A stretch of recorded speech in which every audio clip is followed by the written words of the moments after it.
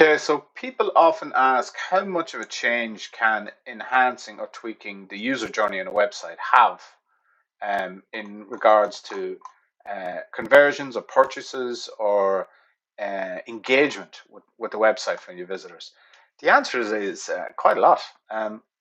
This website was updated in the last 7 days from an older version. And it's an e-commerce website that sells rugs in Ireland and the UK called Rugvibe. And in the last 7 days alone, we've seen an increase of about 30% across user clicks, event counts, which is when somebody clicks into something and then clicks on. Conversions has gone up 34%, which is people either making purchases or putting things into the basket. And just all round impact of even new visitors has gone up 22%. So the usability changes that you make on a site can have a hell of an impact on actually how your website performs. And I want to give you an insight into some of the changes that I made.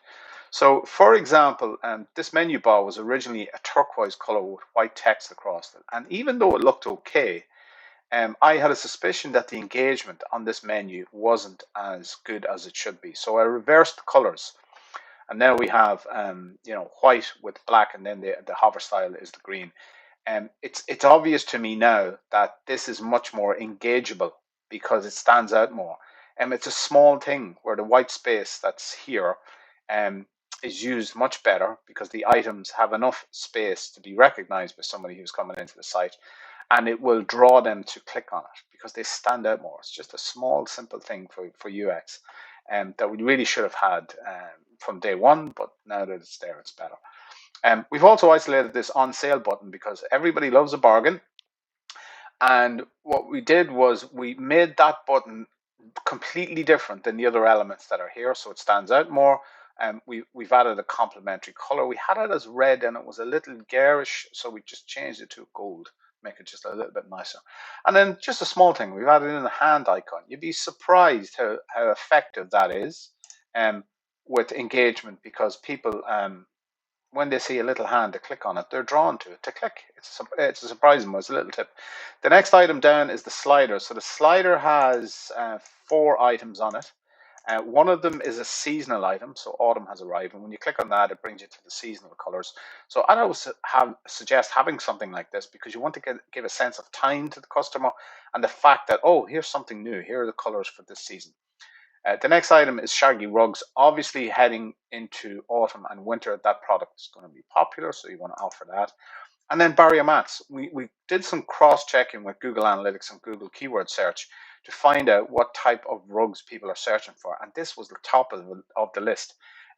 Obviously, because this can be used in home to stop muddy boots coming in, but it's essential for a work environment as well. So there's obviously a commercial, business, retail requirement to have a barrier mat at your door.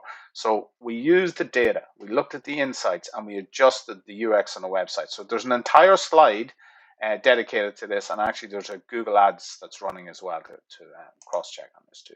And then again, we've added in an on-sale slide for the rugs. We've made this one a bit jazzier. It stands out a bit more, so that it'll really catch people's eye. So there are only 4 sliders. If you include any more than 4, people won't see them because they won't hang around long enough to look at them.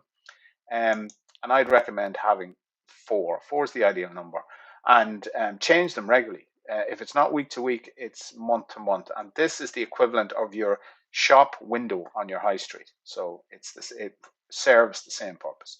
Okay, next most important item down is search.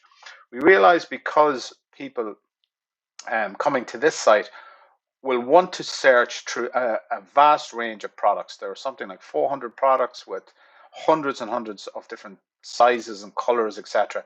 So the most useful way to offer them a search is via color search, because when you think about it, people who are buying rugs already have a room that already has a color scheme. So the most important thing is that the rug matches the color scheme.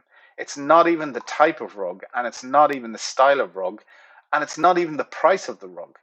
The most important thing is the color scheme, and we've looked at this at an even more detailed level at that.